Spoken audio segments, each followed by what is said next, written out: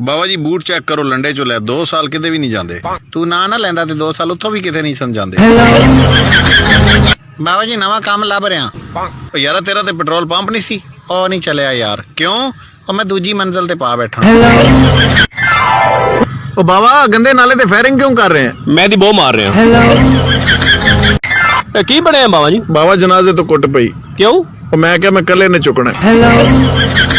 ਯਾਰ ਪਾਕਿਸਤਾਨ ਦੀ ਕਰੰਸੀ ਉੱਥੇ ਕਦੋਂ ਜਾਂਦੀ? ਵੀਰੇ ਜਦੋਂ ਟਾਸ ਕਰੀਦਾ। ਯਾਰ ਤੂੰ ਕਿਹੜੇ ਹਾਲ 'ਚ ਖੁਸ਼ ਰਹਿਣਾ? ਮੈਂ ਸ਼ਾਦੀ ਹਾਲ 'ਚ ਖੁਸ਼ ਰਹਿਣਾ।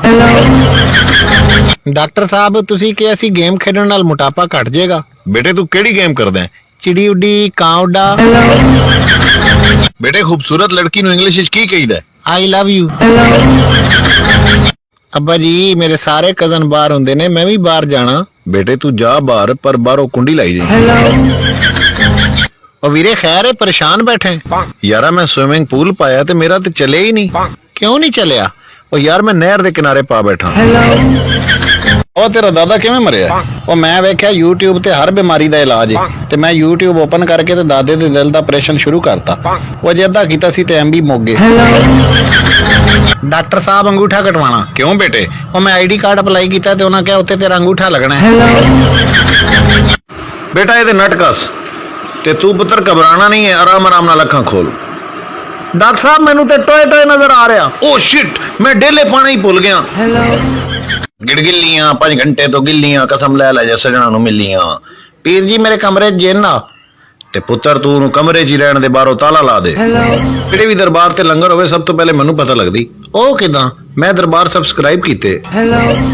ਕੋਈ ਨਹੀਂ ਯਾਰ, ਪ੍ਰੋਫਿਟ ਨਹੀਂ ਹੋ ਰਿਹਾ ਸਹੀ। ਉਹ ਸੁਣਾ ਅੱਜ ਕੱਲ ਕੀ ਕਰ ਰਿਹਾ ਹੈ? ਵੀਰੇ ਕੂੜਾ ਚੁੱਕ ਰਿਹਾ ਪਰ ਕੰਮ ਸਹੀ ਨਹੀਂ ਉੱਠ ਰਿਹਾ। ਤੇ ਤੂੰ ਆਪਣੇ बोरे ਉੱਤੇ ਲਿਖਵਾ ਲੈ, इसके अलावा हमारी कोई ब्रांच नहीं है।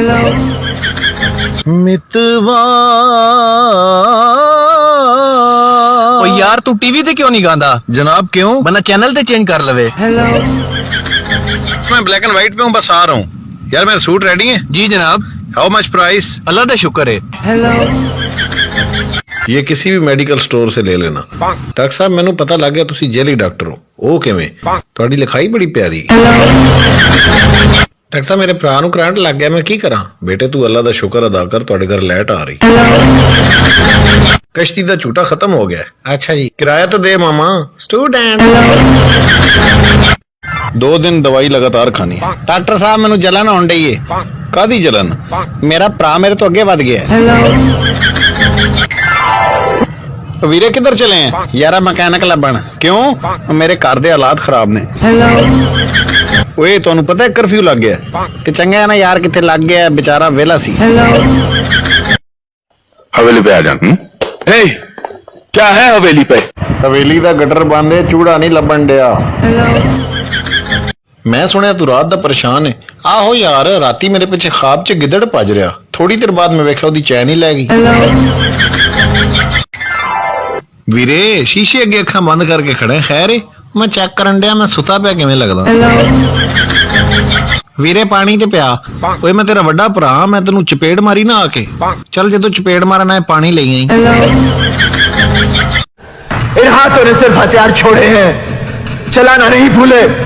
अगर इस चौखट पर बारात आई ਤੇ ਪੈਸੇ ਮੇਰਾ ਉਸਤਾਦ ਲੁੱਟੇਗਾ, ਹੋਰ ਕੋਈ ਨਹੀਂ।